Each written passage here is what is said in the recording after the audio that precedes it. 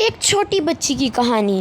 ایک چھوٹی بچی جس کا نام صوفیہ تھا، اسے کتابیں پڑھنا اور کھلونوں سے کھیلنا بہت پسند تھا۔ اس کے کمرے میں طرح طرح کی کتابیں اور طرح طرح کے کھلونے بھرے ہوا کرتے تھے۔ وہ اپنا زیادہ تر وقت کتابیں پڑھنے اور کھلونوں سے کھیلنے میں گزارتی تھی۔ ایک دن جب وہ عجیب و غریب اور بہت پرانی کتاب پڑھ رہی تھی تو اچانک اس کے اوپر ایک جادوئی اثر ہوا۔ وہ ایک جادوئی دنیا میں پہنچ گئی جہاں سب کچھ جادوئی تھا۔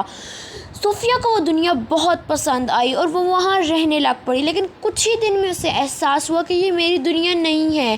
لیکن اسے پتہ تو نہ تھا کہ اب اس دنیا سے واپس اپنی دنیا میں کیسے جایا جا سکتا ہے۔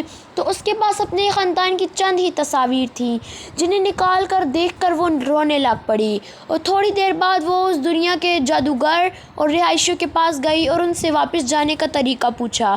تو انہوں نے بتایا کہ ایک نقشہ ہے جادوگر کے پاس، جو نقشہ تمہیں اس کتاب کے پاس لے جائے گا جس کتاب سے تم اپنی دنیا میں واپس جا سکو گی، اور ہاں، اس کتاب کے اندر ایک منتر ہوگا جسے پڑھ کر تم واپس جاؤ گی۔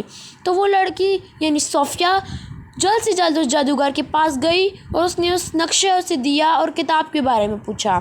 جادوگر نے کہا، میں تمہیں اس کتاب کے بارے میں اور اس نقشے کے بارے میں ایسے نہیں بتا سکتا کیونکہ یہ نقشہ بہت مشکل اور بہت پرانا ہے۔ جادوگر نے یہ بھی کہا کہ میرے پاس ایک مشین ہے، جس مشین پر تم یہ نقشہ رکھو گی تو تمہیں اصل جگہ پتہ چل جائے گی جہاں تمہاری کتاب ہوگی۔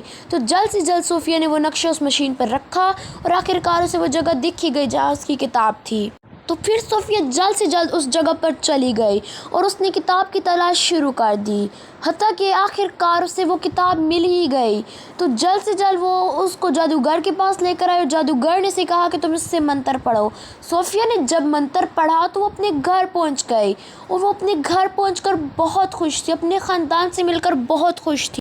صوفیہ کو یہ سمجھ آ چکی تھی کہ جادوگر اور جادوئی چیزیں بہت طاقتور ہو سکتی ہیں، کیونکہ صوفیہ اب یہ بھی سمجھ چکی تھی کہ صرف کتابیں پڑھنے اور کھلونے کھیلنے سے دنیا کی زندگی نہیں گزاری جا سکتی۔ اور ہاں، اب صوفیہ کا ایک نیا مشغلہ ڈرائنگ بھی بن چکا تھا۔ اور ہاں بچوں، ہمیں اپنے خاندان کے ساتھ بیٹھ کر ان کے ساتھ کھانا کھا کر وقت گزارنا چاہیے، اور نہ ہمیں فارغ ٹائم ضائع کرنا چاہیے، بلکہ ہمیں فارغ ٹائم اپنے خاندان کے ساتھ اور اپنے خاندان کے ساتھ گھر کے گارڈن میں بیٹھ کر اچھا سے ٹائم گزارنا چاہیے۔ اور ہاں، کھیلنا بھی صحت مند زندگی کے لیے ضروری۔ تو بچوں، ہمیں ہر کام اپنے وقت پر کرنا چاہیے، جیسے وقت پر سونا، وقت پر کھانا، اپنے خاندان کے ساتھ بیٹھنا اور کچھ وقت کھیل کود کو دینا۔ اور ہاں، ہمیں ایسی کتابیں پڑھنی چاہیے جن سے ہم کچھ اچھا سیکھ سکیں، نہ کہ ہم جادوئی کتابیں پڑھیں۔ اور ہاں بچوں، ابھی ہم لوگ بچے ہیں تو ہم جادوئی کتابوں سے دور ہی رہیں تو اچھی بات ہوگی۔ شکریہ، ملتے ہیں ایک نئی ویڈیو کے ساتھ۔ Stay tuned with me. Okay, bye bye.